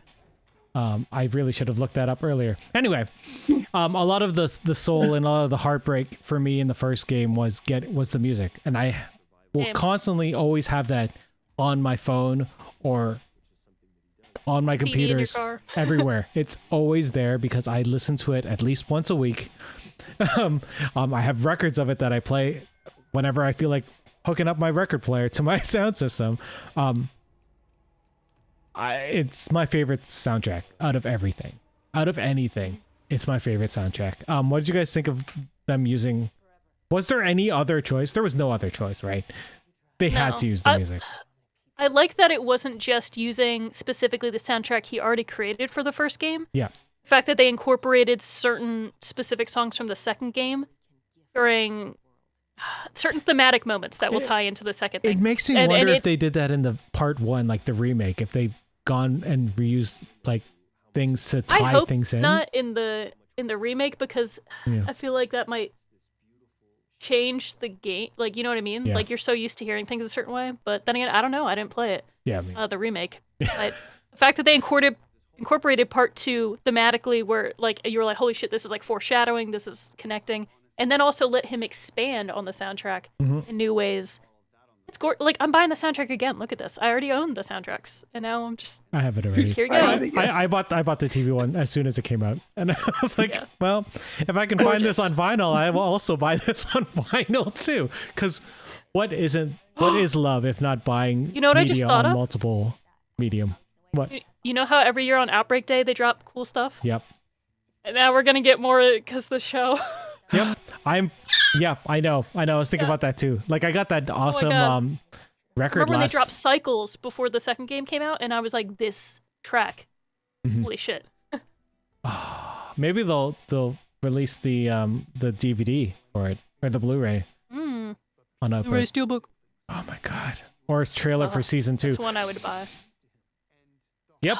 Okay. Yeah. So the music, right, obviously, brilliantly used, and not a straight copy, like Brittany said. There are some additions, some remixes,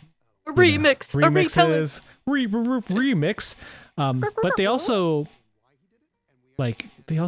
kept songs during certain moments that had to be there. But they also smartly used licensed music on this show. Yeah. To like the most perfect degree. Like, every single song that they used hit in a way that just like I did not expect things to hit. And it had a purpose. It had a purpose. Like, Neil did that with especially the second game. Some of the songs that actually like Take On Me is in the second game, and then you also have True Faith. Pearl Jam. Yeah. True Faith by New Order. Yeah. Oh my god, when that was in the commercial. I know. Oh, at the end of some of the episodes. Sorry, I didn't mean to clap. I got excited. So you know how sometimes it would cut to like the preview for the next whatever? Yep. And I would rewatch an episode later when it's actually on HBO Max. Ashley was singing at the end of one of the episodes. Yeah. Like, it was one of her versions. Yeah. Yeah. I don't remember hearing it when we watched it live, but I was like, oh, this is great. We're crying too loudly. Yeah. Okay.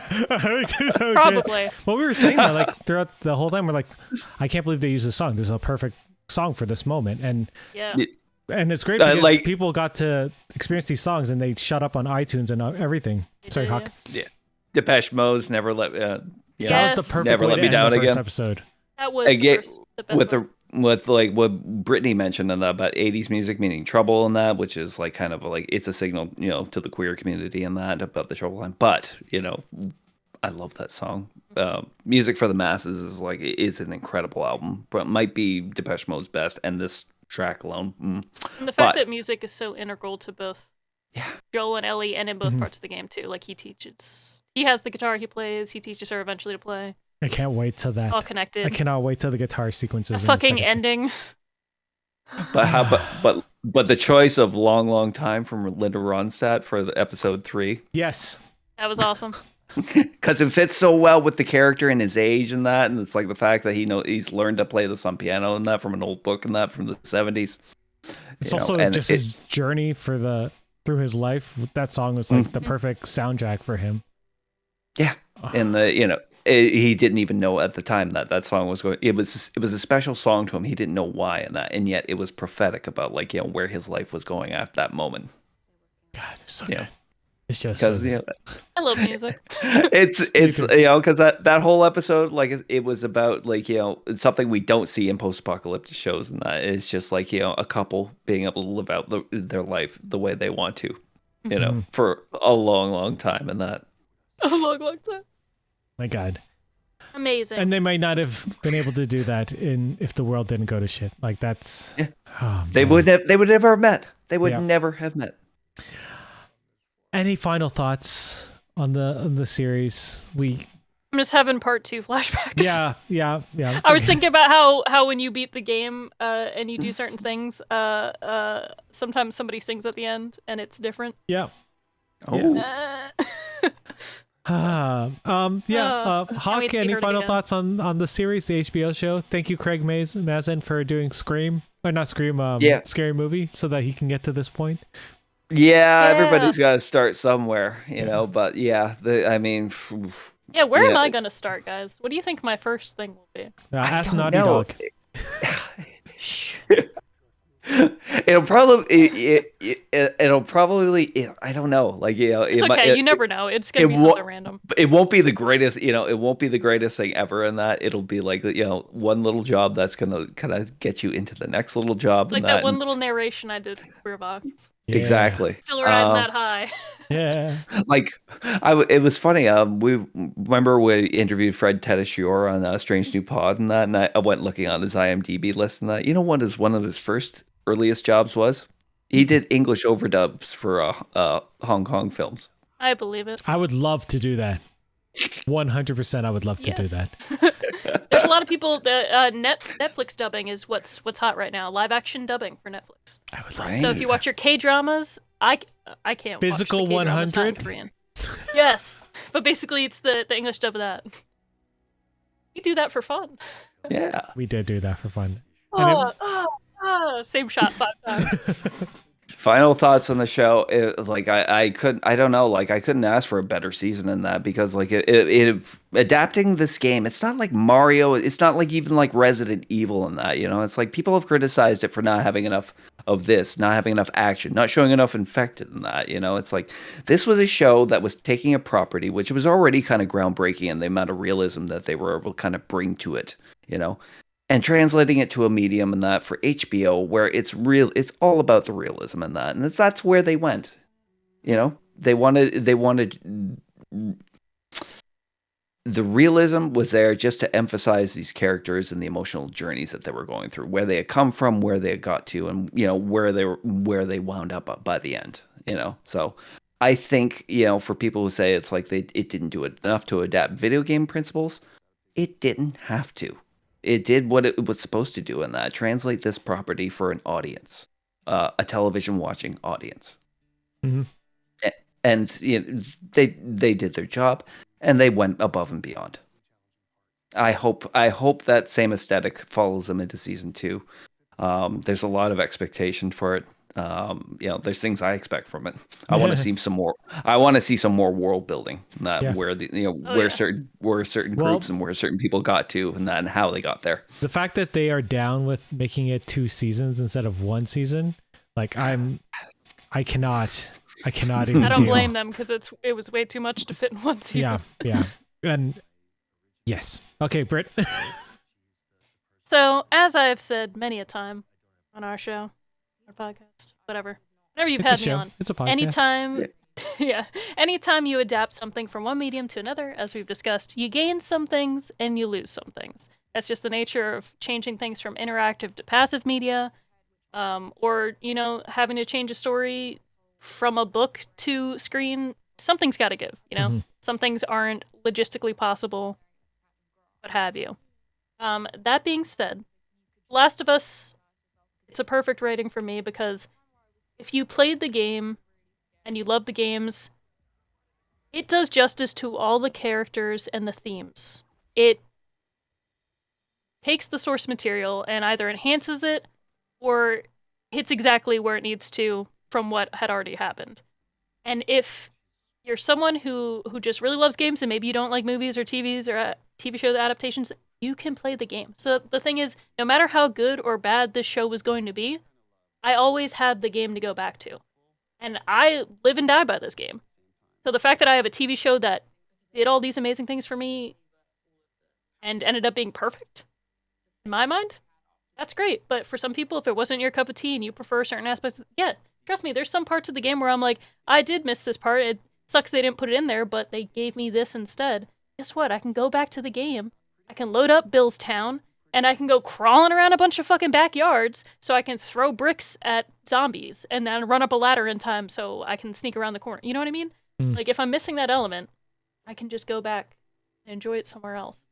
That being said, for people that didn't play the game, I think that a lot more people now know about these characters and the story and the IP and have grown to love them in the ways they're shown in the show. I muted myself, I was so excited.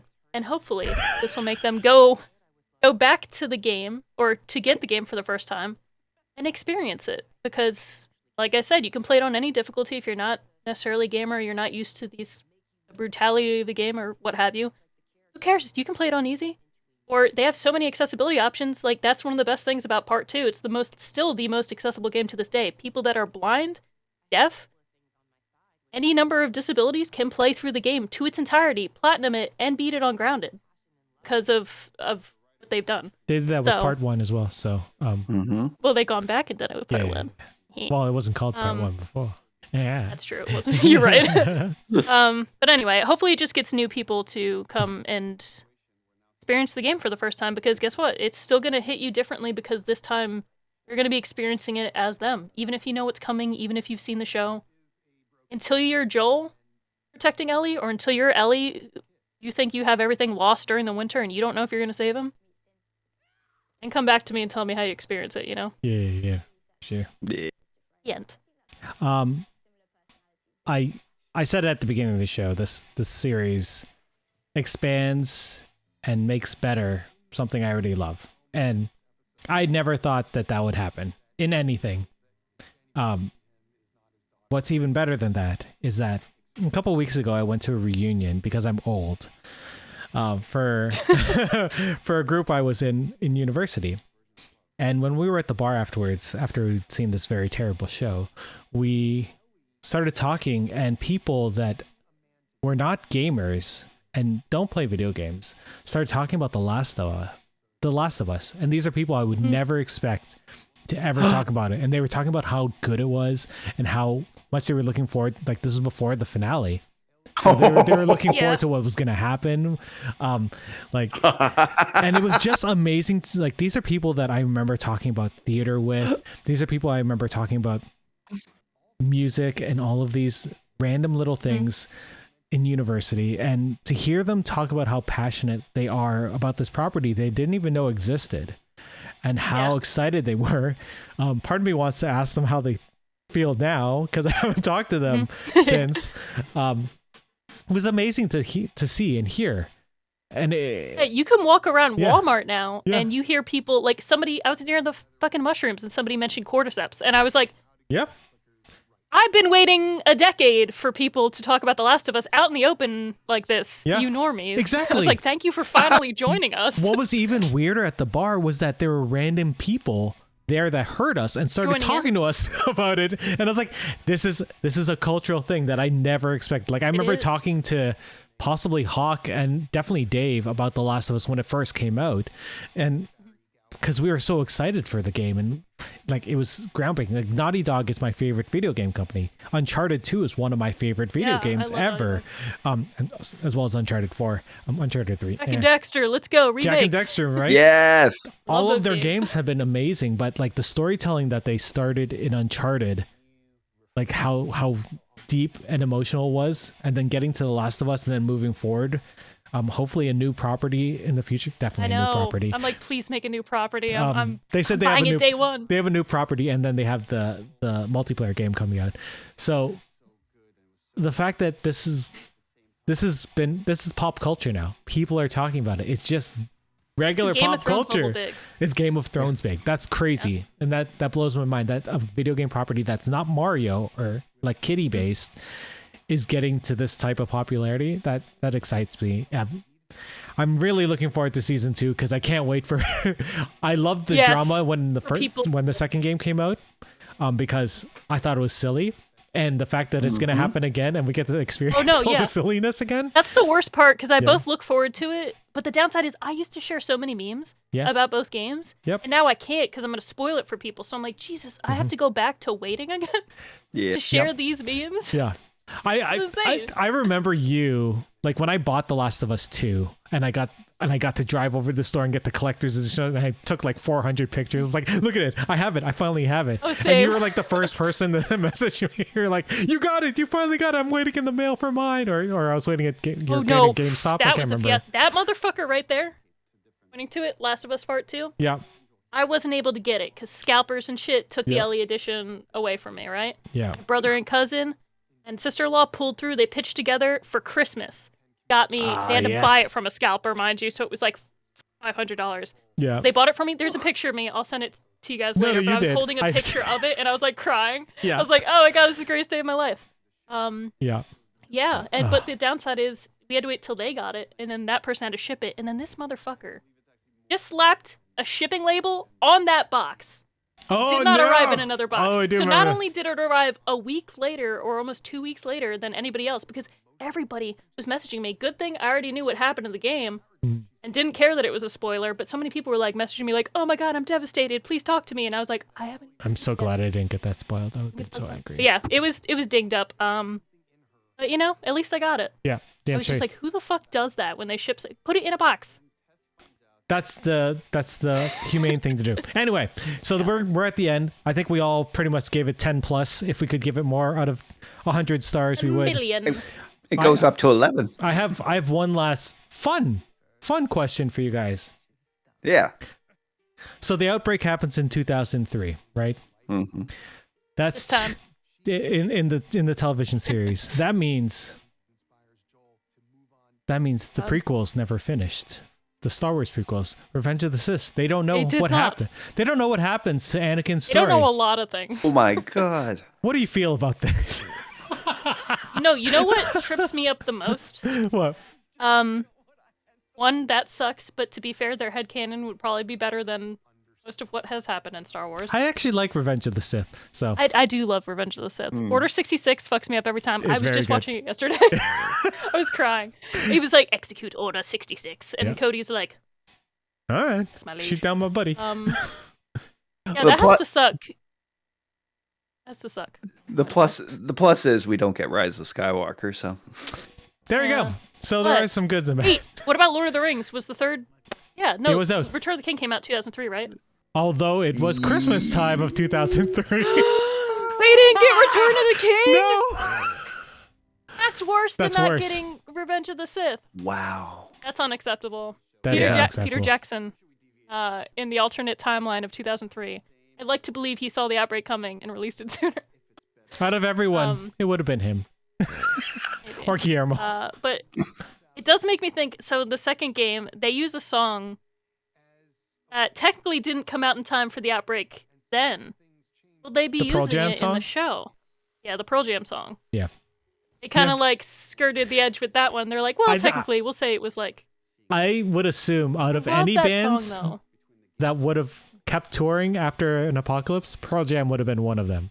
They went up against Ticketmaster. They can keep going forever. Yeah.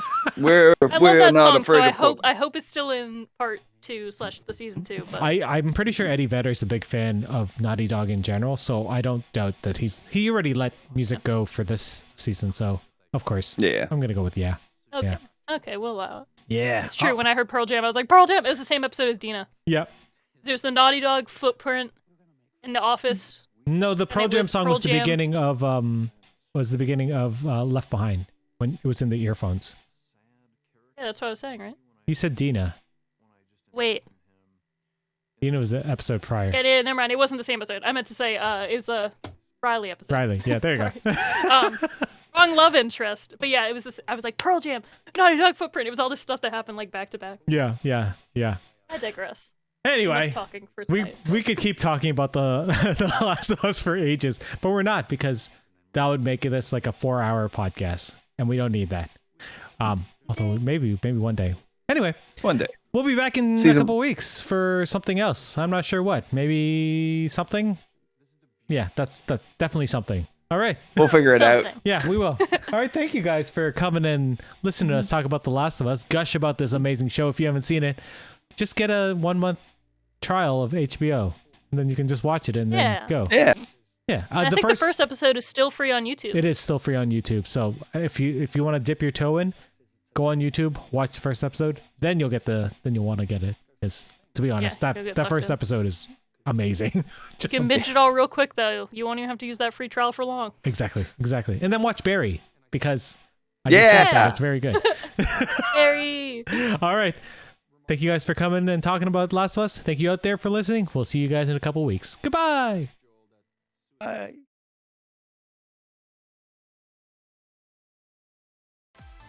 Well, that's it for us this week on Geeks with Kids. If you want to get a hold of us, you can send us an email at podcast@geekswithkids.ca. And don't forget to like us on Facebook at facebook.com/geekswithkids. Follow us on Twitter at geekswithkidscn. Check out our pics on Instagram at geekswithkids. And you can find all of this good stuff on our website at www.geekswithkids.ca. So if you like what you hear, why don't you hit that subscribe button and leave us a comment. This podcast can be found on iTunes, Spotify, Google Play, Stitcher, YouTube, and your favorite podcasting app. Thanks again for listening, and we'll see you next time.